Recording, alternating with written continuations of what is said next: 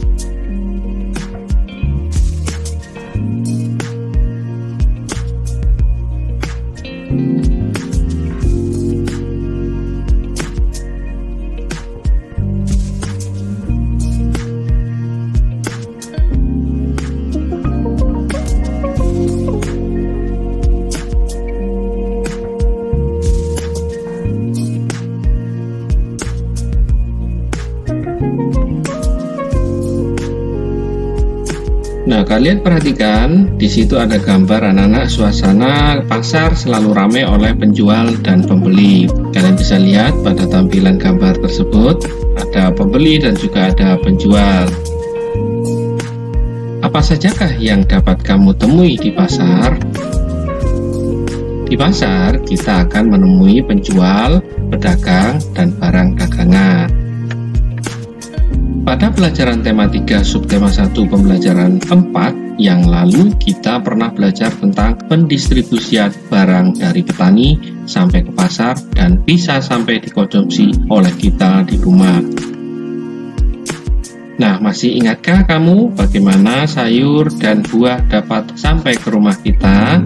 Mari perhatikan penjelasan Pak Agung berikut ini.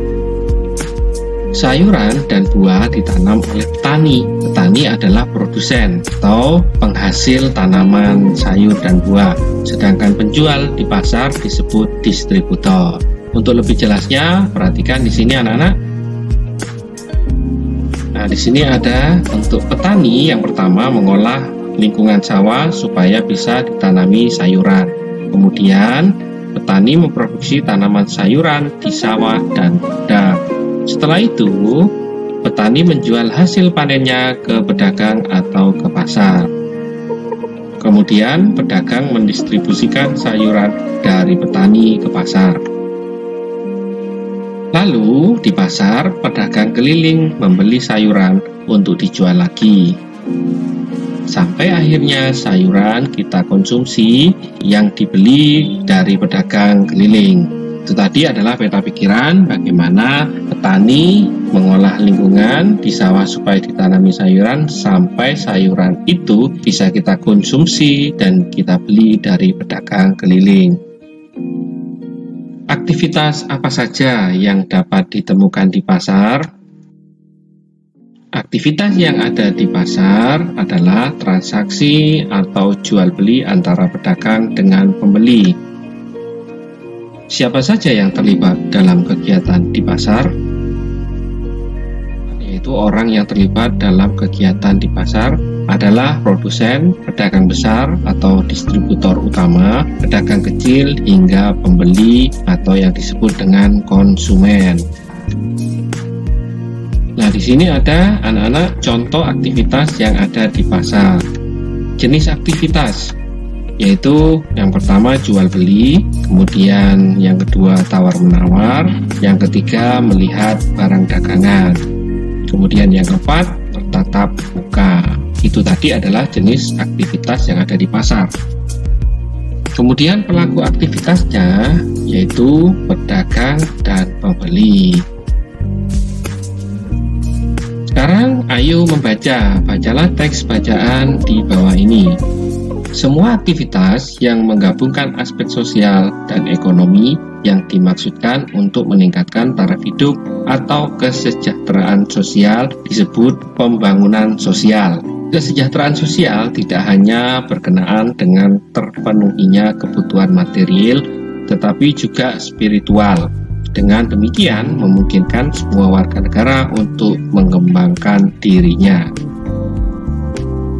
Anak-anak, masyarakat melakukan aktivitas untuk memenuhi kebutuhan. Semua aktivitas yang menggabungkan aspek sosial dan ekonomi untuk mencapai kesejahteraan sosial disebut pembangunan sosial. Nah, di sini ada pembangunan sosial. Pembangunan sosial dimaksudkan untuk meningkatkan taraf hidup atau kesejahteraan sosial di mana kebutuhan masyarakat secara sosial, ekonomi, dan spiritual dapat terpenuhi.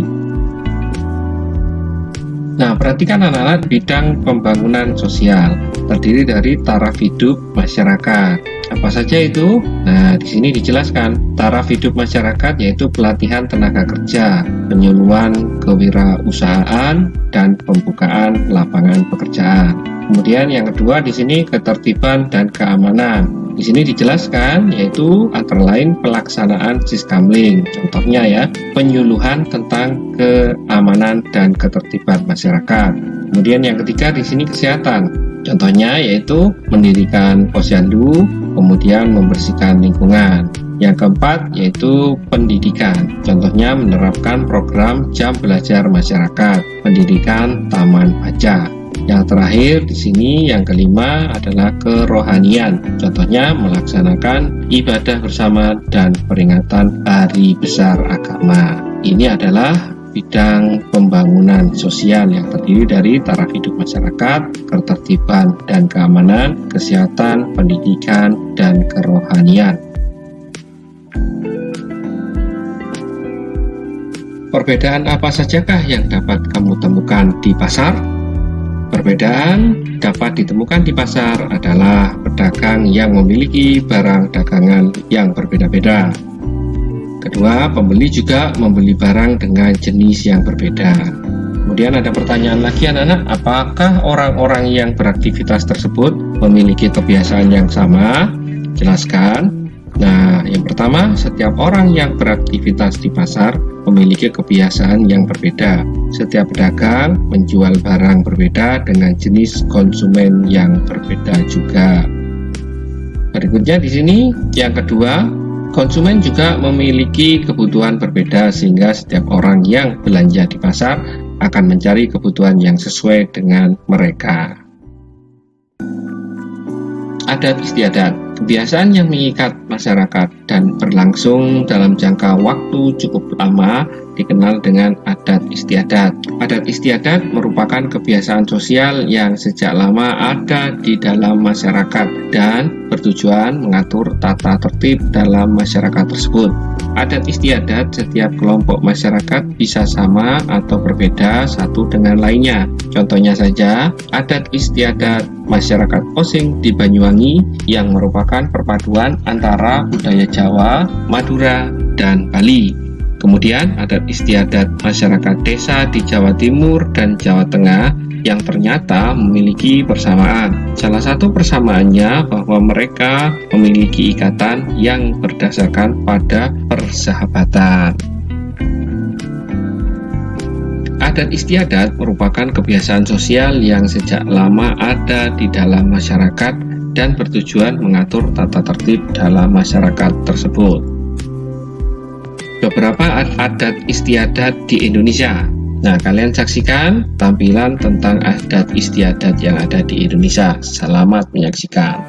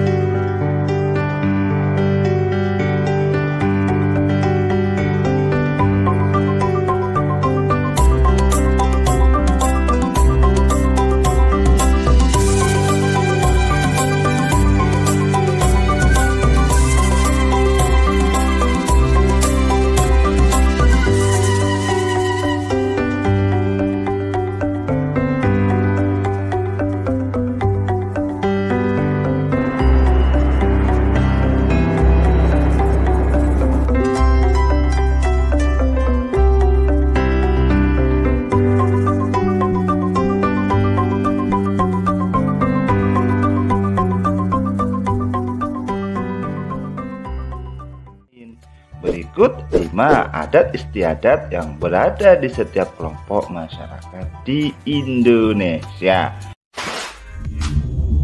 Sisingaan.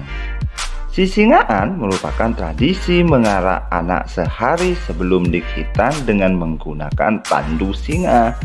Sisingaan merupakan suatu kesenian khas masyarakat Sunda atau Jawa Barat yang menampilkan 2-4 boneka singa yang diusung oleh para pemainnya sambil menari. Di atas boneka singa yang diusung itu biasanya duduk seorang anak yang akan dihitan atau seorang tokoh masyarakat.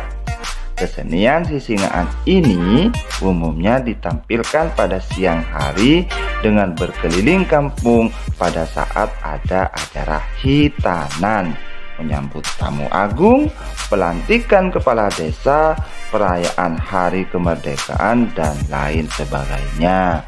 Durasi sebuah pementasan sisingaan biasanya memakan waktu cukup lama, tergantung dari luas atau tidaknya kampung yang akan dikelilingi. Magmeugang. Magmeugang merupakan tradisi dari masyarakat Aceh dalam memuliakan 3 momentum penting dalam ajaran Islam. Di antaranya dilaksanakan tepat 1 hari sebelum memasuki bulan suci Ramadan, hari terakhir berpuasa atau 1 hari sebelum memasuki hari raya Idul Fitri, dan sehari sebelum Idul Adha. Tradisi Magmeugang ini hampir mirip-mirip dengan ritual penyembelihan hewan kurban pada setiap peringatan hari raya Idul Adha dalam ajaran agama Islam. Perbedaannya terletak pada sebab dan tujuan yang melatari terlaksananya tradisi tersebut. Jika penyembelihan yang terjadi di setiap memperingati Hari Raya Idul Adha adalah pengorbanan yang diwajibkan agama atas orang-orang yang memiliki kemampuan, lalu kemudian membagikan sebagian dari hasil sembelihan terhadap fakir miskin. Adapun tradisi Magmeugang ini lebih dilatari oleh rasa sosial dan kekeluargaan yang tumbuh di tengah-tengah masyarakat Aceh. Upacara hajat laut masyarakat pesisir Kabupaten Tasikmalaya. Upacara hajat laut biasanya dilaksanakan setiap tahun sebagai ungkapan rasa syukur terima kasih terhadap laut, atau dalam hal ini kepercayaan terhadap adanya Ratu Pantai Selatan atas nikmat hasil laut yang telah dilimpahkan. Upacara hajat laut tersebut biasanya dikemas sedemikian rupa dengan pertunjukan kesenian rakyat, bazar, perlombaan membuat peralatan melaut, bisa merajut jaring atau tali memberat, dan acap kali juga disertai dengan tablik akbar.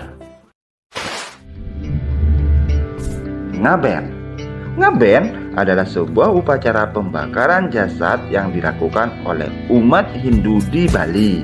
Upacara ini dimaksudkan untuk menyucikan roh anggota keluarga yang sudah meninggal yang akan menuju ke tempat peristirahatan terakhir. Kata ngaben mempunyai arti bekal atau abu yang semua tujuannya mengarah tentang adanya pelepasan terakhir kehidupan manusia. Dalam ajaran Hindu, selain dipercaya sebagai dewa pencipta, Dewa Brahma juga memiliki wujud sebagai dewa api. Jadi, upacara ngaben adalah proses penyucian roh dengan cara dibakar menggunakan api agar bisa kembali ke Sang Pencipta.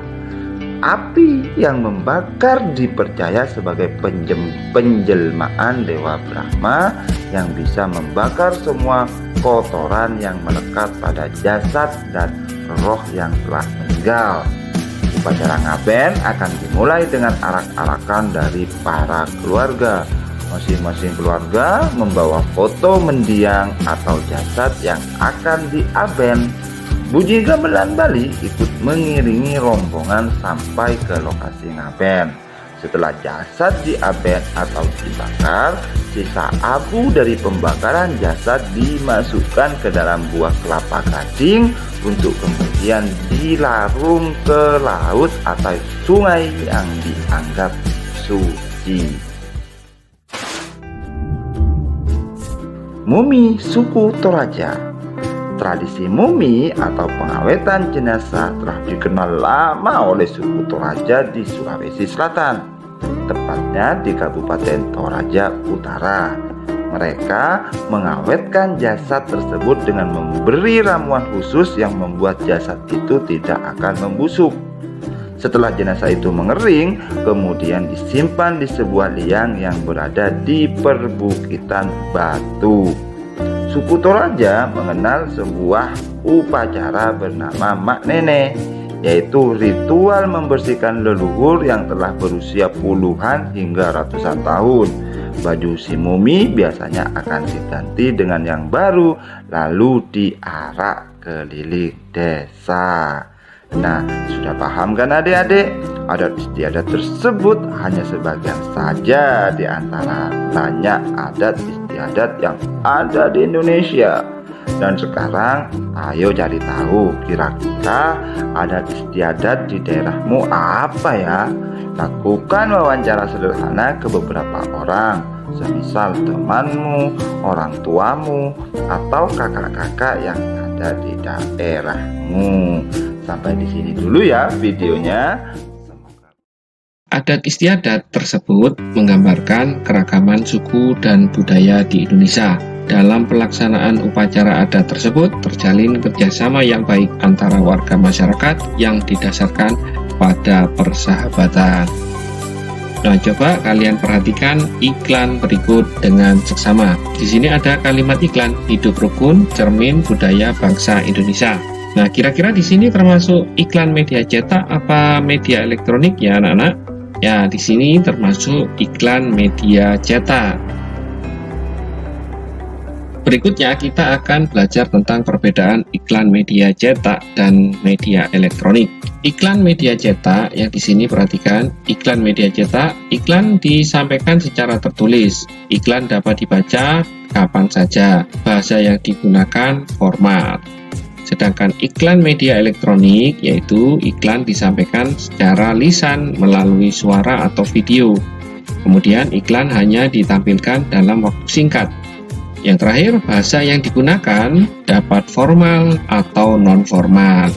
Nah, tugas kalian di rumah yaitu yang pertama, apa sajakah yang dapat kamu temui di pasar? Yang kedua, bagaimana sayur dan buah dapat sampai ke rumah kita? Yang ketiga, aktivitas apa saja yang dapat ditemukan di pasar? Yang nomor 4, siapa saja yang terlibat dalam kegiatan di pasar? Yang kelima, perbedaan apa sajakah yang dapat kamu temukan di pasar? Kemudian yang keenam, apa yang dimaksud pembangunan sosial? Yang ketujuh, apa yang dimaksud dengan adat istiadat? Yang nomor 8, perpaduan dari budaya apa saja masyarakat Osing di Banyuwangi? Kemudian yang ke-9, berasal dari manakah upacara adat Kasodo? Yang terakhir 10, sebutkan perbedaan iklan media cetak dan iklan media elektronik. Selamat mengerjakan. Sebelum mengerjakan, jangan lupa berdoa terlebih dahulu supaya dipermudah dalam menyelesaikan tugas kalian di rumah. Selamat mengerjakan dan tetap semangat. Demikian materi kelas 5 tema 3 subtema 2 pembelajaran 3. Semoga pembelajaran kali ini dapat bermanfaat dan menambah motivasi belajar serta mempermudah dalam pemahaman materi. Tetap semangat belajar di rumah, selalu berdoa supaya pandemi ini cepat berakhir. Jaga kesehatan, jaga kebersihan lingkungan, dan jangan lupa selalu cuci tangan sebelum atau sesudah aktivitas. Sebelum kita tutup pembelajaran ini, marilah kita berdoa terlebih dahulu. Berdoa dimulai. Selesai.